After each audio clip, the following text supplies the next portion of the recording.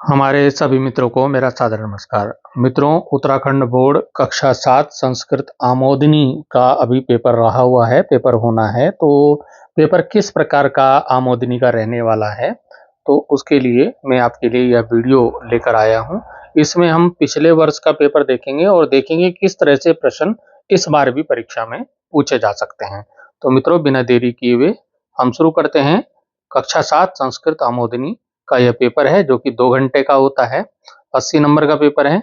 इसमें सबसे पहले आता है खंड का। खंड का में क्या होता है? अपठित अवबोधनम, यानी कि ऐसे गद्यांश संस्कृत का जो कि आपका पुस्तक से नहीं है, किताब से नहीं है, ये आपका अपठित है, मतलब बिना पढ़ा हुआ है। तो अपठित गद्यांश को देख लेते हैं। एकः कुक्कुरः, एक कुक्कुर मतलब कुत्ता है, नदी तटे गच्छति, नदी के किनारे जाता है। कुक्कुरस्य मुखे रोटिका अस्ति, कुत्ते के मुंह में रोटी है। स जले प्रतिबिंबम पश्यति, वह पानी में अपना परछाई को देखता है, अपने प्रतिबिंब को देखता है, अपनी फोटो देखता है। स चिंत्यति, वो सोचता है, ऐसा अन्य कुक्कुरः अस्ति, कि यह दूसरा कोई कुत्ता है। एतस्य मुखे अपि रोटिका अस्ति, और इसके मुंह में भी रोटी है। अहम एतस्य रोटिकाम खादामी, और मैं इस कुत्ते की रोटी ले लूंगा जो पानी में दिखाई दे रहा था, उसको मैं खाऊंगा। यदा सा रोटिकाम खादतुम प्रयत्नम करोति, जैसे ही वो रोटी उसकी रोटी खाने का प्रयत्न करता है, तदा तस्य मुखात रोटिका जले पतति, उसके मुंह में जो रोटी थी वो जल में गिर जाती है। स लुब्धा कुक्कुरा, वह लालची जो कुत्ता था, निराश भवति, निराश होता है, और पश्चातापम करोति, और पश्चाताप करता है। अब आपने गद्यांश देख लिया, तो इसी तरह से आपका गद्यांश पेपर में आ सकता है। तो अब पहला प्रश्न इसमें है, का नद्या तटे गच्छति, कौन जाता है नदी के तट पर, कौन जाता है? एक पदेन उत्तरत, मतलब एक शब्द में आपको, एक छोटे शब्दों में आपको उत्तर देना है। तो कौन जाता है? एकः कुक्कुरा, बस ये यहीं से उत्तर लिख लाना है। एकः कुक्कुरः, बस ये लिखना है, इतना उत्तर हो जाएगा। अगला आता है इसमें प्रश्न, कुक्कुर से मुखे कासित, कुक्कुर के मतलब कुत्ते के मुंह में क्या था? रोटी का, रोटी का, रोटी थी, ये यहां से उत्तर आप लिख देंगे। इस प्रकार से अगला पूर्ण वाक्य उत्तर, पूर्ण वाक्य मतलब पूरे वाक्य में लिखना, पूरी लाइन में उत्तर लिखना है। कुक्कुरा जले किम पश्यति, कुत्ता जल में क्या देखता है? कुत्ता जल में क्या देखता है भाई? कुत्ता जल में देखता है अपना प्रतिबिंब, तो सा जले प्रतिबिंबम पश्यति, वह जल में क्या देखता है? प्रतिबिंब देखता है, अपनी फोटो देखता है। फिर अगला प्रश्न इसमें आता है, कुक्कुरा किम चिंत्यति, कुत्ता क्या सोचता है? कुत्ता क्या सोचता है? सा चिंत्यति, वह सोचता है, ऐसा अन्य कुक्कुरा अस्ति, यह दूसरा कोई कुत्ता है। फिर इस तरह के प्रश्न पूछे जा सकते हैं, निर्देशानुसार हम उत्तर, निर्देश के अनुसार उत्तर दीजिए। अब यहाँ पर एका कुक्कुरा ये लिखा हुआ है, अनयो विशेषण पदम किम अस्ति, इसमें विशेषण कौन सा है? तो विशेषण है इसमें एकः, एकः, ये इसका उत्तर हो जाएगा एकः। अगला है खादितुम, खादितुम इति पदे का प्रत्यय, ध्यान दीजिए, जब तुम आता है तुम, तो तुमुन प्रत्यय होता है। तो कौन सा प्रत्यय होता है? तुमुन, तुमुन लिखना है। जैसे खाद धन तुमुन, मतलब खादी तुम, खादी तुम में तुम आया, तो ऐसे पठी तुम में भी तुमुन प्रत्यय हो गया, खादी तुम में भी हो गया। ठीक है। अब आता है एतस्य पदे का विभक्ति, एतस्य जो शब्द है, एतस्य, इसमें कौन सी विभक्ति? इसमें ध्यान रखना, जब स या हो अंत में, इसमें एतस्य है ना, तो इसमें स या है, तो इसमें षष्ठी विभक्ति होती है। स या का मतलब का के की निकलता है, तो इसमें षष्ठी विभक्ति होती है। फिर है खादामी, खादामी इति पदे कौन सा लकार? खादामी में लकार जो होता है, लट लकार वर्तमान काल होता है। अब पेपर में आपके पास ऐसे एक पत्र भरने के लिए आ सकता है, जैसे प्रार्थना पत्र जो होता है ना, वहां पे कुछ शब्द दिए होंगे, जैसे शब्द दे रखा विद्यालयम, जवरः, प्रधानाचार्य, निवेदनम, अवकाशम, ये शब्द आपको खाली स्थानों में भरने हैं। प्रार्थना पत्र संस्कृत का आपको खाली स्थानों में भर के पूरा करना है। जैसे मैंने ये प्रार्थना पत्र आपके सामने दिखाया, सेवायाम, तो सेवायाम हो गया। अब इसमें प्रधानाचार्य, यहाँ पे प्रधानाचार्य हमने कहाँ से लिया? जो शब्द दे रखे थे वहां से हमने प्रधानाचार्य लिया, प्रधानाचार्य महोदय। तो इस तरह से भरना है, राजकीय पूर्व माध्यमिक विद्यालय सल्ट अल्मोड़ा उत्तराखंड। तो जो शब्द ऊपर दे रखे हैं ना, वो 5 शब्द आपको यहाँ पे भरने हैं, ये मैंने भर के दिखा दिया है आपको। सविने निवेदनम, निवेदनम निवेदन है कि यह गत रात्रे अहम, पिछली रात से क्या हो गया? मुझे ज्वर आ गया, बुखार आ गया। ग्रस्तस्मि, बुखार से मैं पीड़ित हूँ। अस्मात् कारणात् अहम विद्यालयम आगंतुम असमर्था अस्मि, अतः दिनद्वयस्य, इसलिए 2 दिन का अवकाशम दत्वा माम अनुगृणतम, अवकाश प्रदान करके मुझे अनुग्रहित करें। तो इस तरह से जो शब्द दिए होंगे 5 शब्द, वो आपको खाली स्थानों में भरने होंगे। अब यहाँ पे रिक्त स्थानों से जो है रिक्त स्थानों को भरना है। जैसे कि ये पहला है बालका गृहम आगच्छन्ति, घर आता है, तो विद्यालयात, तो इसमें आपको क्या भरना है, विद्यालयात। जब हम किसी चीज को छोड़कर जाते हैं, विद्यालय को छोड़ के जा रहे हैं, घर जा रहे हैं, तो विद्यालयात यानी कि पंचमी विभक्ति का प्रयोग होगा। तो ऐसे ही समास श्यामः दुग्धाम आनयति गृहात, गृहात क्या हो जाएगा, गृहात। फिर है नदी पर्वतात, पर्वतों को छोड़ती है नदी, तो पंचमी विभक्ति होगी। पर्वत को छोड़कर कहाँ जा रही है, प्रवती, नदी पर्वतों से बहती है। ठीक है। माता जलम आनियति कुपात, कुएं से निकाल के ला रही है, अलग कर दी कुएं से, तो कुपात, कुपात हो जाएगा। यहाँ जो शब्द दे रखे हैं उन्हीं से छांट करके आपको लिखना है। ठीक है। नरेशा वस्तुनि कृणाति आपणात, बाजार से लाई वस्तुएं कहाँ लाई, घर में लाई। तो इस तरह से इन शब्दों को आपको भरना है। अब हिंदी से संस्कृत अनुवाद, ऐसा भी प्रश्न आपको पूछा जाएगा परीक्षा में, तो इसको भी आप तैयारी करना। जैसे छोटे छोटे वाक्य बनाने की प्रैक्टिस करके जाना। तो मैं उत्तराखंड में रहता हूँ, तो अहम उत्तराखंडे निवसामि। नदी के दोनों ओर पेड़ हैं, नदीम उभयता, उभयता मतलब दोनों ओर, वृक्षा संति, संति मतलब हैं, नदीम उभयता वृक्षा संति, नदी के दोनों ओर पेड़ हैं। तो कृपया पेन दीजिए, कृपया लेखनी, पेन को बोलते हैं लेखनी, ददाती, देती दीजिए। अगला है आप किस विद्यालय में पढ़ते हैं, भवान, आप मतलब भवान। ठीक है। कस्मिन, कस्मिन मतलब किस, विद्यालय, विद्यालय में, पठती मतलब पढ़ते हो। ठीक है। आओ खेलते हैं, आगच्छ क्रीडामः। तो इस तरह से आपको वाक्यों को अनुवाद करना। अब प्रश्न आता है व्याकरण का। यहाँ पे आता है च जो वर्ण है, च छ ज झ या, है ना, च वर्ण का उच्चारण स्थान क्या है, तो च, जब आप बोलेंगे च में आपकी जबान तालू पे लगती है, तो ये च वर्ण कौन सा हो जाएगा, आपका तालु हो जाएगा, इसमें से तालु। ठीक है। कंठ नहीं होगा, तालु होगा। फिर आता है वर्ण विच्छेद वर्ण संयोजनम कुरुत, वर्ण विच्छेद, जैसे ये बालका है, तो बालक, जब आप बालक लिखोगे, तो बालक में आप ध्यान रहे कि आपका पहले तो क्या आया है, इसमें ब आया, तो ब लिख देंगे, पर फिर इसका प्लस का निशान लगा देंगे। फिर इसमें देखिए आ की मात्रा है, तो आप आ लिख देंगे, तब ये बन जाएगा बा। ठीक है। फिर आप ल आया, तो ल में भी आपको ल धन आ लगाना है। ठीक है। फिर का आया, तो का में का धन, फिर धन आ लगाना है, क्या लगाना है, आ लगाना है। तो इस तरह से ये बालका का हो जाएगा। तो इस तरह से आप इसका उत्तर लिख देंगे, ब आ ल आ का आ, इस तरह से इसका वर्ण विच्छेद हो जाएगा। अब जब वर्ण संयोजन करना है, वर्ण संयोजन मतलब ये टुकड़े टुकड़े अलग अलग है, वर्ण विच्छेद है, जैसे रा है, आ है, मा है, आ है। अब इनको जोड़ के लिखना, तो रा आ मा आ राम, तो इस तरह से जोड़ के लिखना है, संयोजन। इस तरह का क्वेश्चन भी आपके पेपर में आएगा। संधि विच्छेद का प्रश्न भी संस्कृत में पूछा जाता है। तो संधि विच्छेद में देखिए क्या है, धर्म धन अनुरागिणी, इसको संधि विच्छेद नहीं करना, संधि करके मतलब जोड़ करके लिखना है, धर्म धन अनुरागिणी मतलब धर्मानुरागिणी। ठीक है। ऐसे हिमालय का संधि विच्छेद करना, तो हिम धन आलया हिमालय। नेक्स्ट क्वेश्चन है कि बालक शब्द से तृतीया विभक्ति त्रीणि वचनानि रूपाणी लिखनी है। तो बालक शब्द के जो है तृतीय विभक्ति के वचन लिखने हैं, तो बालक शब्द के रूप आप पढ़ ही लीजिएगा। तो इसमें एक वचन हो जाएगा बालकेन, द्विवचन हो जाएगा बालकाभ्याम, बहुवचन हो जाएगा बालकही। तो क्या हो जाएगा, बालकेन बालकाभ्याम बालकही, ये आपको लिखना है।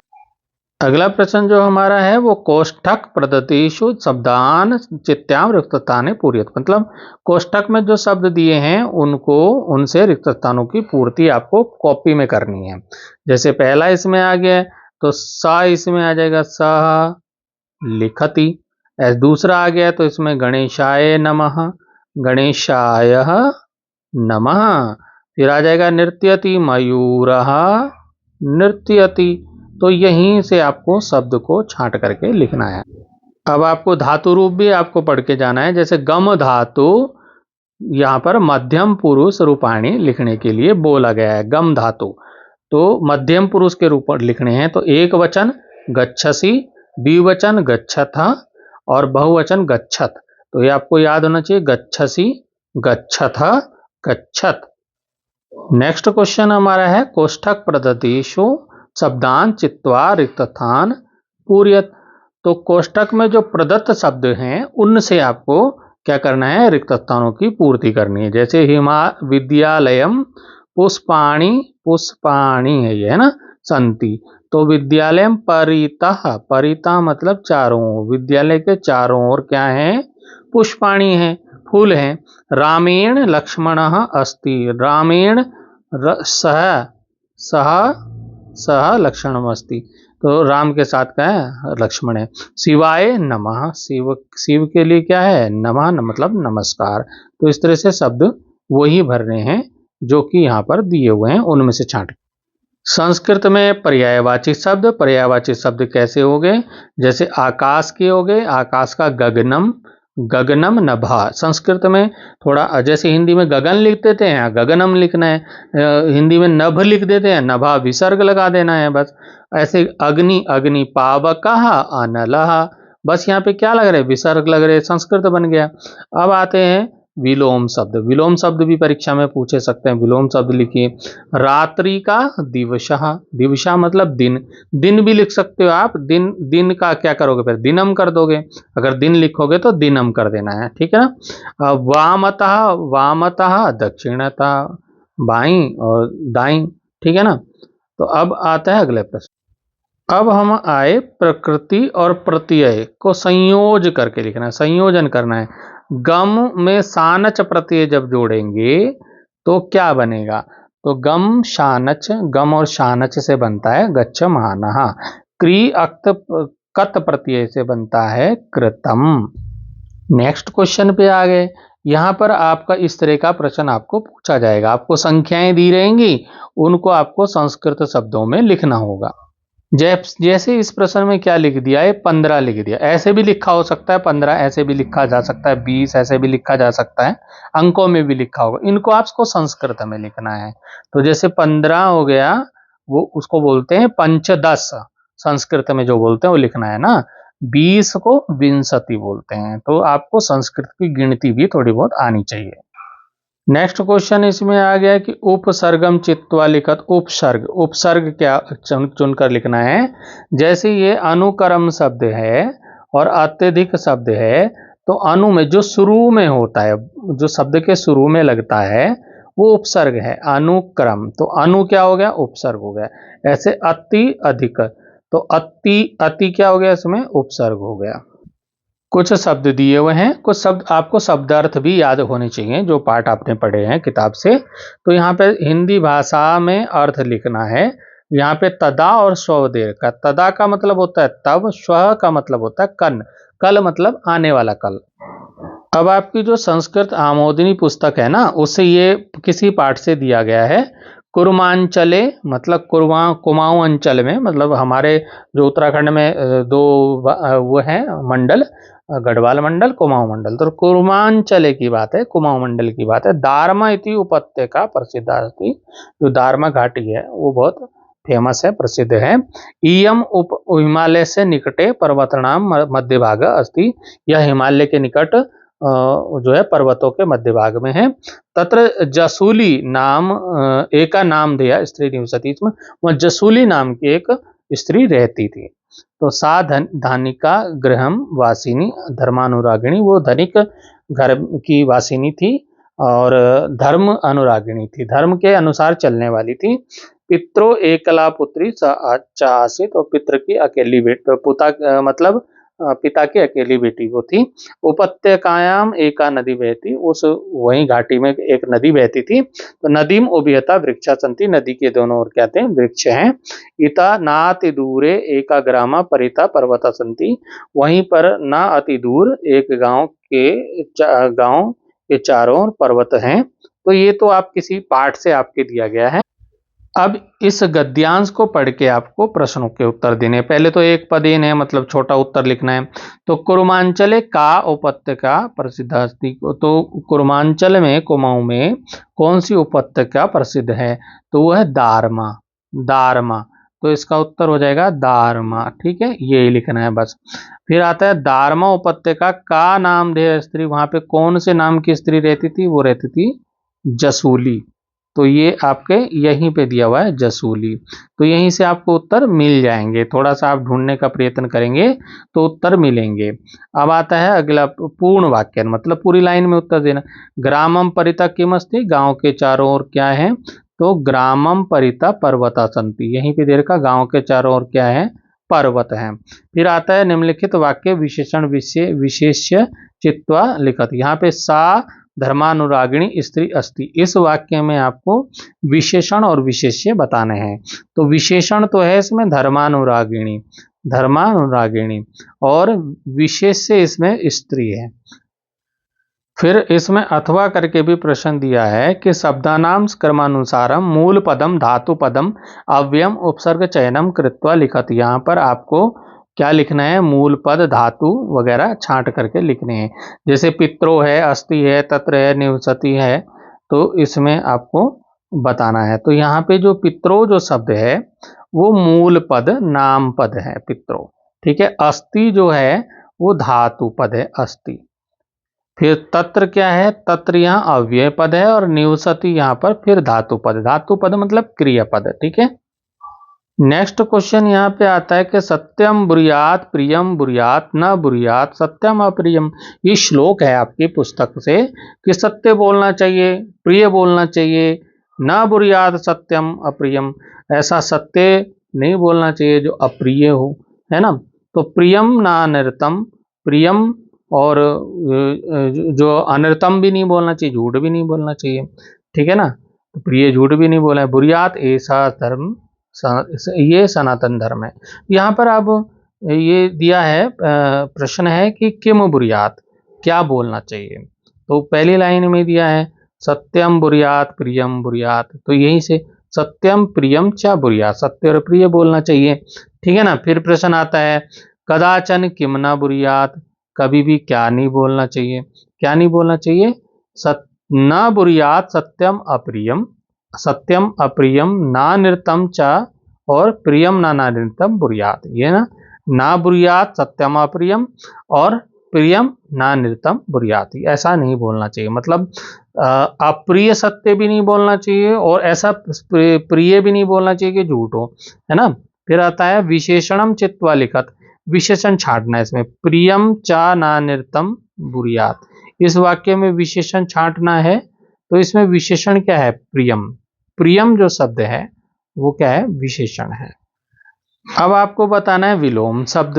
तो सत्यम का हो जाएगा का, सत्यम का वैसे असत्यम होता है, यहाँ पर अनिर्तम, क्योंकि इसी में से छांटना है तो अनिर्तम हो जाएगा। धर्मम का अधर्मम हो जाएगा। पर्याय पदम, प्रियम का पर्यायवाची मधुरम या इष्टम हो सकता है। अब यहाँ पर एक श्लोक दिया हुआ है, भावार्थ लिखना है। आचारा सर्वदा धर्माणाम मूर्धा नम अधीरो होती यथा दग्ना समुद्भूतम नवनीतम चमज्जति।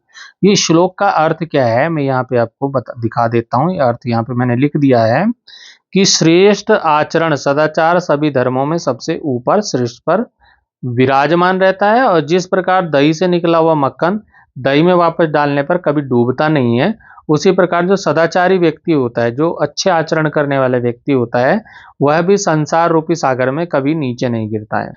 तो आपके पुस्तक में जो श्लोक है नीति वचनानी या सुभाषितानी में, उनको आप जरूर पढ़िए, और उनके हिंदी अर्थ भी आपको पता होने चाहिए, क्योंकि हिंदी अर्थ लिखने के लिए भी आ सकता है और श्लोक भी लिखने के लिए आएगा। तो अधोलिखितानां पदानां चाहिए वाक्य प्रयोग करना है। ये सब जो वाक्य दे रखे अहम पठामि विद्यालयम अस्माकम, इनसे संस्कृत के वाक्य लिखने हैं। तो मित्रों इस प्रकार से आप संस्कृत के वाक्य बना सकते हैं। जैसे अहम अहम प्रतिदिनम योगम करोमि, इसका अर्थ क्या होता है? मैं प्रतिदिन योग करता हूँ। ठीक है ना। फिर ऐसे पठामी का लिख के पठामी का वाक्य बना सकते हैं। अहम संस्कृतम उत्साहपूर्वकम पठामी, मतलब ये पठामी शब्द वहां आना चाहिए ना। मैं संस्कृत उत्साहपूर्वक पढ़ता हूँ। फिर विद्यालयम, छात्रा शिक्षा प्राप्त विद्यालयम गच्छन्ति, छात्र शिक्षा प्राप्त करने के लिए विद्यालय जाते हैं। फिर अस्माकम शब्द हो गया, तो अस्माकम देशस्य नाम भारतवर्षम अस्ति, हमारे देश का नाम भारतवर्ष है। अब अगला प्रश्न आता है उचित मेलनम कुरुत, इनको मिलाना है। जैसे कि गंगा का क्या है? गंगा कैसी है? पुण्य नदी है, तो पुण्यदा से मिल जाएगा। सरस्वती कैसी है? सरस्वती का बहुत मान सम्मान है, तो मान्य हो गई, वो मान्य हो गई। ठीक है। यमुना क्या है? यमुना धन्य है, यमुना धन्य है। और पर्वत कैसे होते हैं? सुंदर होते हैं, रम्य होते हैं। इस तरह से इनको मिलाना है। लेकिन ये मैंने तीर लगा के मिलाया, आप तीर मिला के नहीं मिलाना है इनको, आप ऐसे करके अच्छे से इनको सामने लिखेंगे। गंगा का जैसे उसके सामने, सरस्वती का उसके सामने, यमुना का उसके सामने, पर्वता का उसके सामने। अब जो अगला प्रश्न है, घटना क्रम के अनुसार कथा को लिखना है। जैसे अभी कुरुमांचल वाला आया था ना, अभी वो पैराग्राफ गद्यांश, उसी इस क्रम, इनको घटनाएं कौन सी पहले हुई, सबसे पहले क्या हुआ, फिर क्या हुआ, फिर क्या हुआ। देखिए कुरुमांचले दारमा इति उपेक्षिता प्रसिद्धा अस्ति, कुमाऊं में एक दारमा घाटी जो है प्रसिद्ध है। तो ठीक है, पहला वाक्य तो यही हो गया। ठीक है। फिर वहां पर क्या है? तत्र एका जसुली नाम देवा स्त्री, ये मतलब ये पहला नंबर हो गया, ये दूसरा नंबर हो गया। वहां पे क्या है? जसुली नाम की स्त्री रहती थी। और वहां पर क्या था? उपत्यकायाम एका नदी बहती, ये तीसरे नंबर पे होगा, नदी बहती थी। और नदी के चारों दोनों ओर क्या है? पेड़ है, तो ये चौथे नंबर पे हो गया। मतलब इनका क्रम सही नहीं है, आपको क्रम करके वाक्य को सही लिखना। तो इस प्रकार से आप वाक्य सही क्रम से इनको लिख देंगे। ये जैसे मैंने लिखे है ना, इस तरह से इनको पहले क्या हुआ और फिर क्या हुआ, फिर क्या हुआ, फिर क्या हुआ, इस तरह से। जैसे का वाला पहले आया, गा वाला फिर आया, फिर खा वाला, फिर घा वाला, इस तरह से वाक्य सही करके लिखने हैं। अब इसमें जो अंतिम प्रश्न आया है वो आया है एक श्लोक लिखना। तो स्व पाठ्य पुस्तकात, अपनी पाठ्य पुस्तक से, अपनी किताब वाला ही लिखना है, दूसरा नहीं लिखना है ना। कमपि एकम कंठस्थ श्लोकम लिखत, कोई एक कंठस्थ मतलब याद किया हुआ श्लोक लिखना है। श्लोक अस्मिन प्रश्न पत्रे न भवेत, मतलब इस पेपर में श्लोक नहीं होना चाहिए। अभी श्लोक आया ना ऊपर पेपर में, वो वाला नहीं लिखना है, दूसरा लिखना है। तो प्यारे बच्चों, ये आपकी पुस्तक के श्लोक हैं, इनको आप याद कर लीजिए। दो श्लोक याद कर लीजिए। वाणी रसवती यस्य सहा यस्य श्रमवती क्रिया लक्ष्मी दानवती यस्य सफलम तस्य जीवितम। बहुत आसान सा है कि वाणी जिसकी वाणी जो है रसवती है, जिसका जो श्रम क्रिया, जिसके काम श्रम वह है परिश्रम वाले हैं। लक्ष्मी दानवती, जिसकी लक्ष्मी दान के लिए है, तो सफलम तस्य जीवितम, उसका जीवन सफल है। या फिर आप इसको याद कर लीजिए। ताराणाम भूषणम चंद्र, नारिणाम भूषण पति, पृथ्व्याम भूषण राजा, विद्या सर्वस्य भूषणम। तो क्या तारों का भूषण कौन है? चंद्र है, तारों का भूषण चंद्रमा है। नारिणाम भूषण पति, नारियों का भूषण कौन है? पति है। और पृथ्वी का भूषण कौन है? राजा है। और विद्या सर्वस्य भूषणम, विद्या तो सभी, विद्या जिसके पास है वो तो सभी आभूषण उसके पास है। तो ये श्लोक, दो श्लोक बहुत प्यारे से श्लोक हैं, इनको याद कर लीजिएगा अपनी परीक्षा के लिए। तो प्यारे बच्चों, मेरा इस पेपर को सॉल्व कराने का उद्देश्य था कि आपको जो पेपर होगा आपका संस्कृत का आने वाला पेपर है, उसके बारे में जानकारी मिल सके कि पेपर में क्या क्या पूछा जाता है। तो इस पेपर से आपको थोड़ा अभ्यास हो जाएगा कि मुझे क्या क्या पढ़ना है, और प्रार्थना पत्र को कैसे पूरा करना है, श्लोकों का भावार्थ कैसे लिखना है। तो मित्रों याद रखिएगा कि संस्कृत में सफलता का मूल मंत्र है निरंतर अभ्यास। तो इस पेपर में दिए गए शब्द रूप जैसे बालक और गम धातु के रूप, उनको लिख के अभ्यास करना है आपको। तो यह वीडियो आपकी परीक्षा की तैयारी में बहुत मददगार साबित होगा। अगर आपको किसी भी प्रश्न में कोई शंका है, डाउट है, तो आप कमेंट बॉक्स में जरूर लिखें और इस वीडियो को अपने साथियों के साथ ज़रूर शेयर करें। ये जिससे वो भी अपनी तैयारी अच्छे से कर सकें। तो परीक्षा के लिए आप सभी को बहुत-बहुत शुभकामनाएँ। धन्यवादः। पुनर्मिलामः।